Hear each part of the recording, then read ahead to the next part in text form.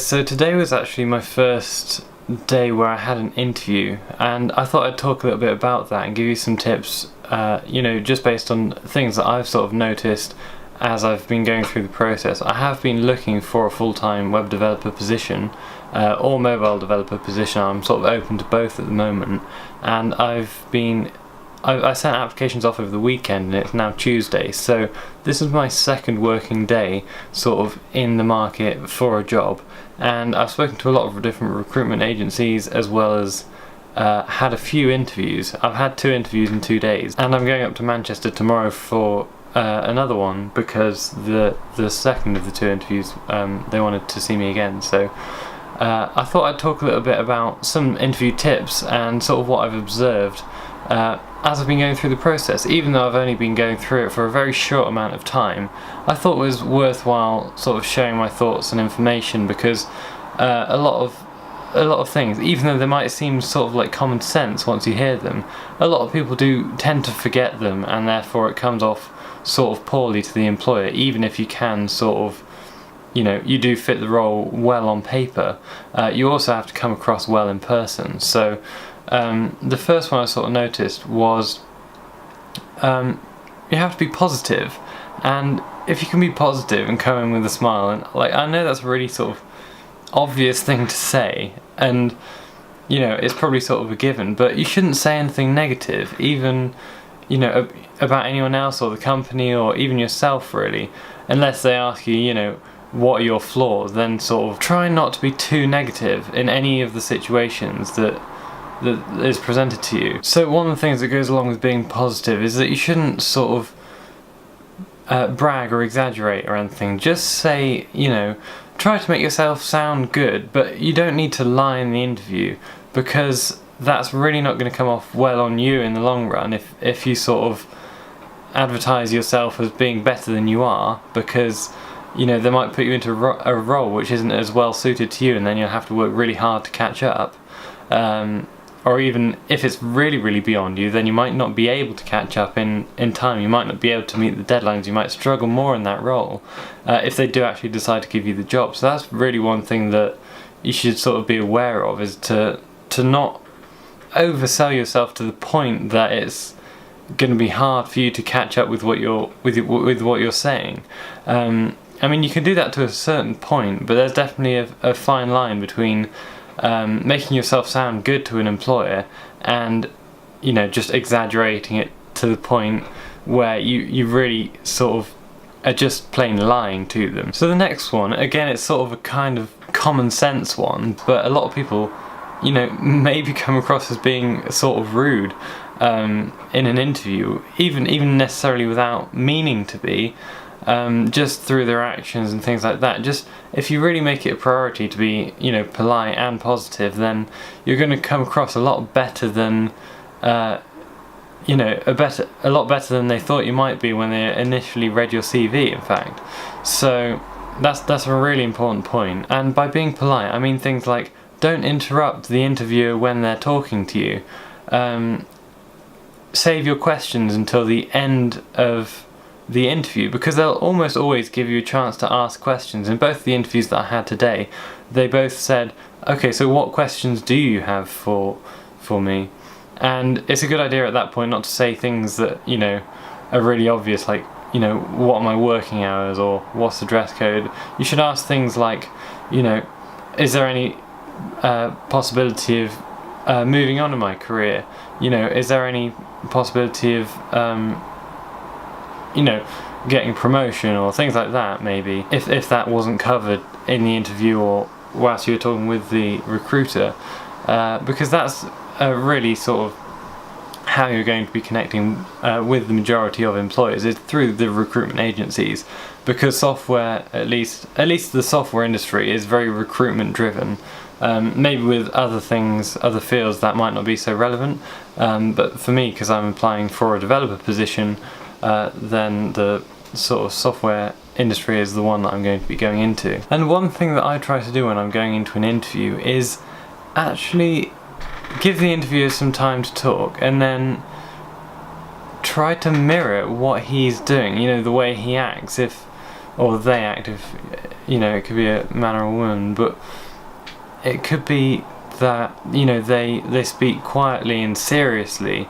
That if they're dressed very formally, and maybe it's a slightly older interviewer, just sort of bear that in mind and act sort of like they would expect you to act, as opposed to maybe if they're in jeans and a t-shirt and it's a more modern startup sort of style, where you could probably afford a few more jokes and just a bit more casual and just more informal in general. So the third point I noticed was that you should always do your research, and the reason this is such a great point is that it's so easy. All you have to do is go to the company's website and read about on their about page what they're saying about themselves on the internet, and maybe talk to the recruiter if you're applying for a web development job. But really, in all sort of job interviews, this is really kind of relevant, is to just do your research.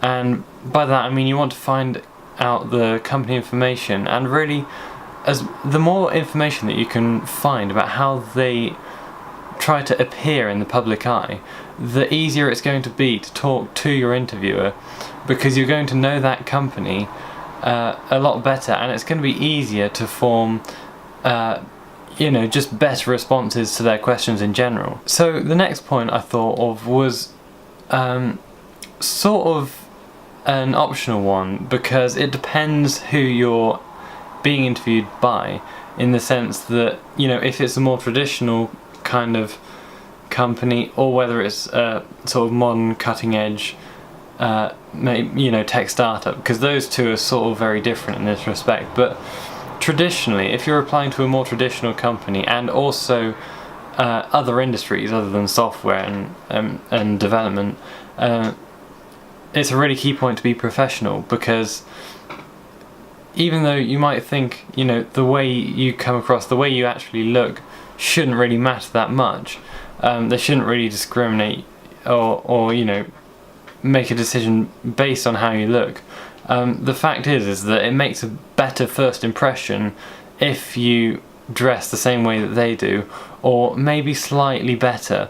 So that's a general rule that I try to use, is if they wear shirt and formal trousers, then I might wear a blazer and formal trousers, just so that I look slightly better than they do, just so that it's better to be overdressed, in my opinion, than just to be slightly underdressed, because that can look like you're not taking the role maybe quite so seriously as they'd want you to.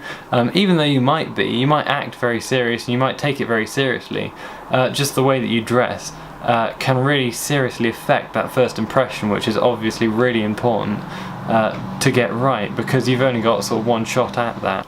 In fact, one good idea to make sure that you always look really, really good going into an interview is to use the restroom right before your interview, especially if you've had to drive for quite a while to get there, or you've been travelling all day, or even if it's just a local interview, it's just down the road from you.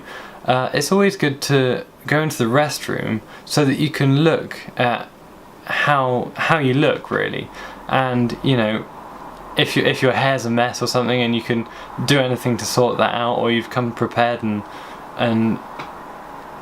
brought anything to sort out your look, or for girls that they bring like a little makeup thing. I don't really know anything about makeup, so forgive me for that, but you could bring something like that just to make sure that you look absolutely as good as you can going into the interview, because that's really important. Even though a lot of people think it's not, it matters, at least in traditional companies. In more startup type environments, it doesn't matter so much. They tend not to care, as long as you can do the work that's being asked of you, then they tend to be more flexible. But that's a very modern sort of approach, and most companies aren't like that. Mostly in the software industry, there's a lot more startups, but in most industries, most companies aren't like that. So the last one I'm going to give you is to always be practical. And this is probably the one point that's not as easy to do, because the other four have all been sort of really kind of easy and just sort of common sense, even though a lot of people might not think to do them, which is kind of strange. But if you approach the interview sort of preparation logically, and with common sense, then you could just sort of almost infer a lot of those points. But I just wanted to highlight them because a lot of people aren't aware that they're so important.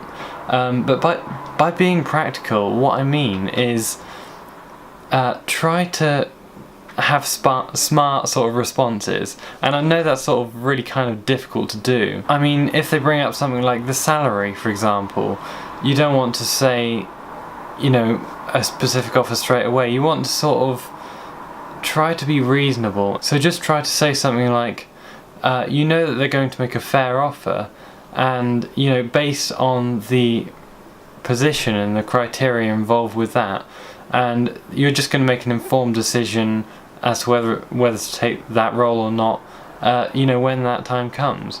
They really like that sort of approach because it makes them feel like you give them sort of more credit, which is really good because it makes you sound better, it makes you sound like a more happy, positive person and all that good stuff as well. So it just makes you come off better, especially as the salary tends to be the last thing that you're being interviewed about.